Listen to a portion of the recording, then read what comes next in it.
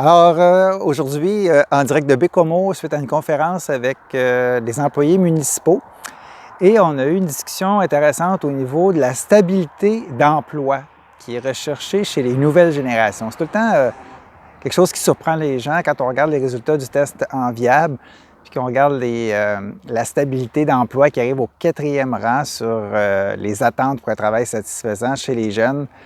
Ça fait tout le temps réagir les gens parce qu'on a l'impression que les nouvelles générations, ils veulent du changement, ne sont pas stables, ne sont pas dévoués à leur travail ou à leur employeur. Mais en fait, ce qu'ils veulent, c'est une stabilité d'employabilité. C'est ce qu'ils nous disent. Donc, pas nécessairement toujours faire la même chose, mais s'assurer que mon employabilité se développe dans mon travail. C'est-à-dire que si jamais un jour je décide de quitter ou de trouver d'autres choses, bien, mon expérience actuelle va m'assurer une stabilité d'employabilité à moyen et à long terme. Et puis ça nous amenait justement à échanger aussi sur l'importance des possibilités d'avancement, de formation, pour s'assurer que justement les employés de nouvelle génération n'aient pas l'impression qu'ils stagnent dans leur emploi actuel.